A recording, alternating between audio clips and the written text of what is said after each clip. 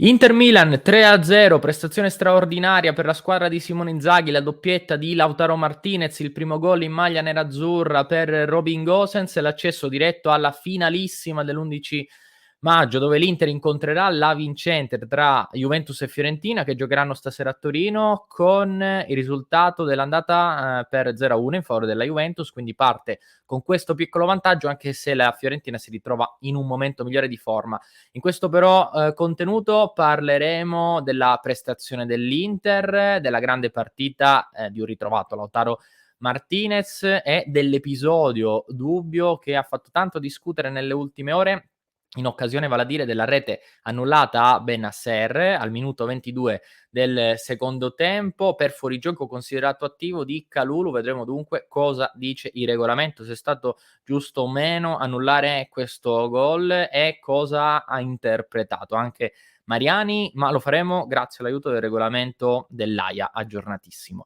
Prima però partiamo, amiche e amici di Passione Inter, con questo nuovo contenuto nel quale iniziamo con una sintesi di quella che è stata la partita di ieri e poi passiamo all'episodio tanto contestato. Prima ancora però vediamo rapidamente il calendario, come cambia da qui alla fine per l'Inter. In questo caso non lo vedete, ma per la formazione nerazzurra c'è ovviamente una partita in più che è quella di Coppa Italia che dovrà giocare l'11 maggio contro la vincente di questa sera.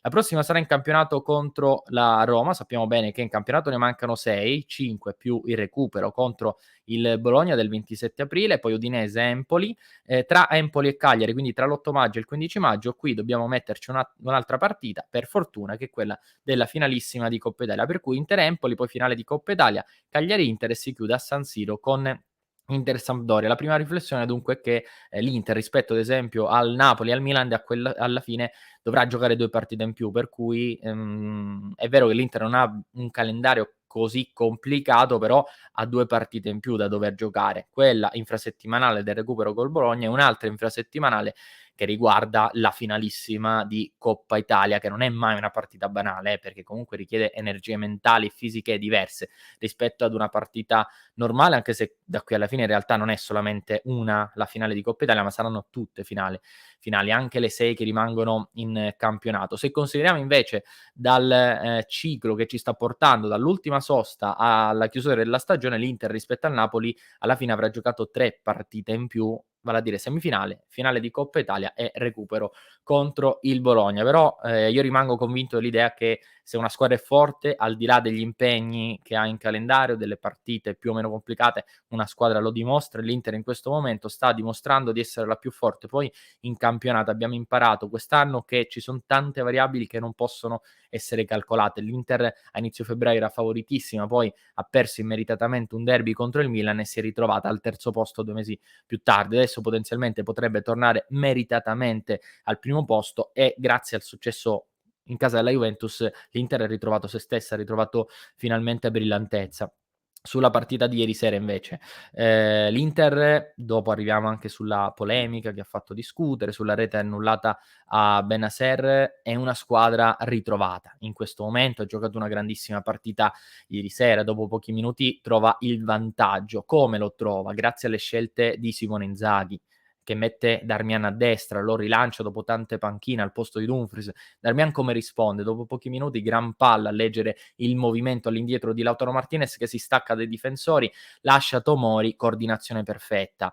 Questo è il primo gol di Lautaro Martinez, ma anche il secondo è di una fattura straordinaria. Palla del Tucu Correa, l'altra scelta forte di Simone Inzaghi. Erano 2 calciatori che non ci aspettavamo potessero giocare dal primo minuto. Il Tucu Correa e Darmian. Il primo fa assist, il secondo fa assist altrettanto con un bel filtrante a liberare Lautaro Martinez. Anche qui Tomori non legge il movimento dell'argentino. Ieri Tomori letteralmente in tilt, tra i peggiori della formazione rossonera. Tocco sotto, scavetto di Lautaro Martinez a battere Magnan e spero che da qui in avanti non riceva altre critiche, perché Lautaro Martinez, che nelle partite importanti in realtà ha sempre segnato anche un gol pesante contro il Liverpool, aveva segnato il rigore in Supercoppa contro la Juventus, in passato ha anche segnato più volte nei derby contro il Milan, ma al di là, insomma, del digiuno che ha avuto di quasi 3 mesi in questa stagione, è un giocatore straordinario. L'auspicio è che l'Inter lo possa trattenere anche per la prossima stagione, perché di giocatori di questa qualità, di questo livello in giro se ne trovano veramente pochi, e Lautaro Martinez è un leader tecnico in assoluto e lo sta dimostrando. Poteva far meglio in questa stagione in termini di continuità, di rendimento? Assolutamente sì, però insomma è un giocatore che ieri ha segnato 2 reti straordinarie, soprattutto la prima veramente difficile. In Serie A secondo me pochi riescono a segnare con quella coordinazione, con quella potenza contro un grande portiere come Magnanni, che c'era arrivato, però il tiro era veramente troppo forte e non è riuscito ad evitare una rete fantastica di Lautaro Martinez. Bella prestazione a livello di singoli, la difesa ha retto veramente bene, anche Skriniar ha retto il colpo su Leao, che in questo momento è un avversario scomodo. Se quel gol di Lautaro Martinez in pochi lo riuscirebbero a segnare in Serie A, anche la stessa velocità di Leao non ce l'hanno in tanti nel campionato italiano. Nell'uno contro uno è forse uno dei più bravi nella nostra Serie A, eppure Skriniar ha retto veramente molto bene il colpo. Poi è andato in difficoltà in certe occasioni quando il Milan ripartiva, anche Skriniar comunque sembrava stanco a tratti sulle ripartenze rossonere, però in generale la prestazione di Skriniar è ampiamente sufficiente, come lo è quella di De Vrij, quella di Bastoni. Benissimo il centrocampo. Barella primo tempo sembrava indemoniato, andava ad una velocità superiore, ha fatto la differenza. Brozovic, grande interdizione, bellissimo l'assist, bellissimo anche il passaggio che lo libera, perché lui fa il movimento, lo detta, però poi bravo Vidal a pescarlo e poi Brozovic a chiudere in mezzo per il 3-0 di Robin Gosens. E gli attaccanti, insomma, che dire, Lautaro Martinez fantastico, mi è piaciuto anche Correa, partita da 6,5, ampiamente raggiunto, secondo me, forse un po' sottotono Çalhanoğlu, ma anche lui ieri non era in grande serata, ha capito che non stava benissimo forse e si è limitato a fare il compitino, che quando non stai bene non è mai comunque una cattiva scelta, per cui grande partita. Bene anche chi è subentrato, l'abbiamo visto, Gosens ha segnato, Vidal è stato decisivo per il 3-0, insomma. Questo per quanto riguarda la prestazione. C'è da vedere adesso invece cos'è successo al minuto 22 della ripresa, quindi quando il risultato era sul 2-0. Calcio d'angolo in favore del Milan, c'è un tocco di petto di Tomori all'indietro, conclusione di prima intenzione di Benacer che spiazza Samir Handanovic. Inizialmente le proteste dell'Inter vengono rivolte all'arbitro sul tocco di Tomori. Effettivamente il braccio di Tomori sembra abbastanza ampio, allargarsi in maniera così naturale, per cui le proteste vanno lì. Rivediamo il replay però, nella telecamera frontale rispetto alla porta di Samir Handanovic, in realtà tocca chiaramente col petto, per cui non c'è nulla. Però continua, attenzione, il check con la sala VAR da parte dell'arbitro Mariani, perché c'è qualcos'altro. Ci sono un paio di giocatori forse in posizione regolare, per cui l'arbitro viene richiamato al VAR e viene segnalata la posizione in particolare di Kalulu. Kalulu si ritrova in questo momento davanti alla visuale di Samir Handanovic e per capire quanto ostacola e infastidisce effettivamente Kalulu Handanovic va rivista un'immagine che ha visto anche l'arbitro Mariani al VAR, vale a dire quella frontale sempre rispetto alla porta di Handanovic, nella quale si vede perfettamente la sagoma di Handanovic improvvisamente al momento del tiro di Benacer venir fuori alla sinistra della sagoma di Kalulu perché è davanti il centrale francese del Milan, per cui Handanovic è quasi ostacolato, anzi senza quasi, ostacolato nella sua visuale verso il pallone dal difensore del Milan, fa quel passetto a sinistra perché effettivamente non ha una visuale chiara. È vero, ci sono tante maglie, per cui con ogni probabilità non è solamente Kalulu ad infastidirlo, ecco, però Kalulu è proprio davanti e da quell'immagine si vede Handanovic fare un passettino a sinistra, quindi dalla parte opposta rispetto a dove poi finisce la conclusione, quindi alla destra di Handanovic, proprio per la posizione di Kalulu e si vede chiaramente in quella immagine.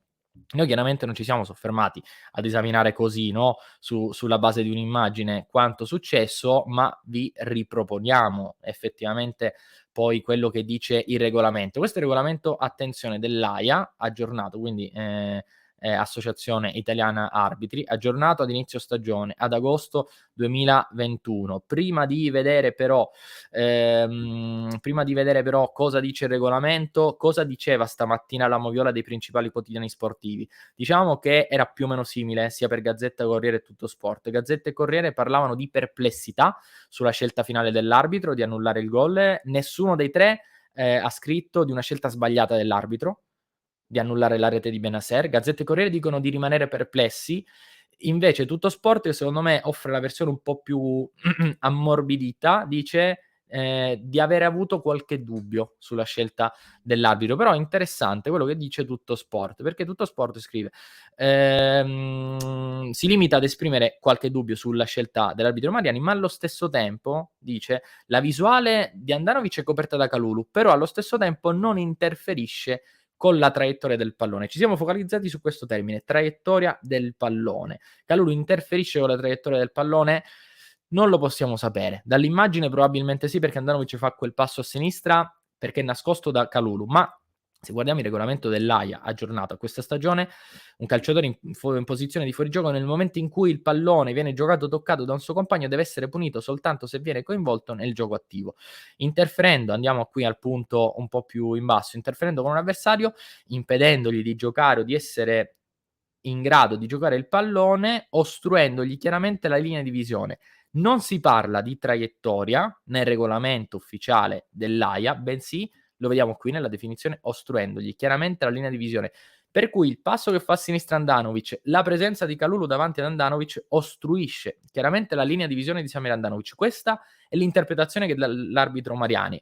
E non possiamo dire che è un'interpretazione sbagliata perché dall'immagine la più chiara che abbiamo a disposizione, che è quella frontale rispetto alla porta di Andanovic, vediamo evidentemente il portiere che fa un passo a sinistra perché la sua visuale è chiaramente ostruita da Kalulu. Ci siamo confrontati all'interno della nostra relazione, la nostra interpretazione si allinea perfettamente con quella che è stata dell'arbitro Mariani, semplicemente perché il regolamento parla di linea di visione, non parla di traiettoria poi del pallone, come scriveva ad esempio stamattina Tuttosport. Per cui insomma questo è quello che secondo noi insomma la scelta di annullare il gol è stata giusta. Chiaramente in presa diretta ci sta protestare da parte della panchina del Milan, perché inizialmente l'Inter protestava sul tocco di mano, però in sala VAR si sono resi conto che Andanovic era stato disturbato dalla presenza di Kalulu. Questo dice il regolamento, per noi giusto annullare la rete. Poi al di là di questo, cosa vogliamo trattare anche in questo nostro contenuto, in questo episodio? Le proteste di Pioli. Pioli a fine gara ha risposto solamente alla prima domanda, poi gli è stato mostrato l'episodio, ha commentato rapidamente quanto successo ed ha abbandonato infuriato. Cosa ha detto Pioli? Pioli secondo me poteva aggrapparsi a 1000 proteste diverse, no? Poteva anche dire, contestare il fatto che sia durato troppo la consultazione VAR, anche se in realtà non c'è un tempo definito, quindi poteva durare anche 10 minuti. L'importante è prendere una scelta che sia chiara e che sia giusta. Pioli si è arrabbiato per il fatto di una mancata protesta di Samir Handanovic. Pioli ha detto: ma non ha neanche protestato Handanovic, figuriamoci se era infastidito dalla posizione di Kalulu. Però è troppo semplicistico far questo discorso, perché il metro di giudizio di un arbitro non può essere preso in considerazione all'entità della protesta di Handanovic, perché a quel punto se i giocatori dell'Inter protestavano veramente tanto sul tocco di mano di Tomori, a quel punto veniva fischiato un fallo che non esisteva, vale a dire il tocco di mano che in realtà era col petto, solo per il fatto, solo per l'entità delle proteste dell'Inter. Ecco, non è che se Handanovic non protesta a quel punto cambia il metro di giudizio dell'arbitro. Non possiamo fare questo tipo di ragionamento tanto troppo semplicistico. Per un allenatore che ha sempre dimostrato grande stile in tutta la stagione, anche quando ha allenato l'Inter, ma da quando è sulla panchina rossonera come Pioli non può fare questo ragionamento, per cui insomma probabilmente il commento a caldo ancora, una reazione poco ragionata, però questa scusa, questo tipo di ragionamento non trova logica poi in quella che è stata la scelta dell'arbitro, che non si è basata né sulle proteste per il fallo che non esisteva di Tomori, né sulle mancate proteste di Handanovic. Handanovic tra l'altro è un portiere che non protesta mai, ecco, ma non possiamo fare neanche questo tipo di ragionamento. Il problema è c'è un'irregolarità, Kalulu ostruisce da regolamento la visuale di Samir Handanovic, interviene il VAR, Mariani lo rivede, quell'immagine chiarisce il suo dubbio ed è fuori gioco. Per cui per noi discorso chiuso.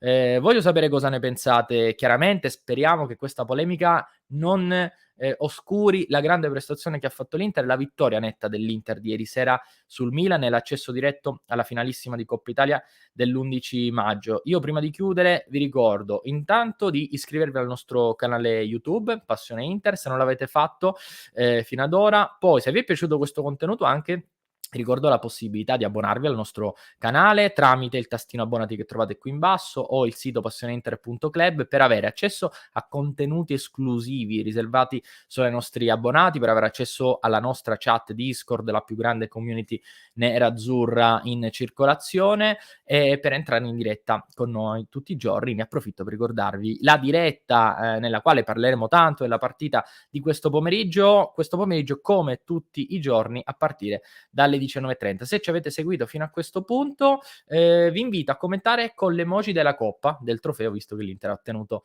l'accesso alla finale di Coppa Italia, per cui emoji del trofeo nei commenti e noi ci rivediamo stasera dalle 19:30. Ciao.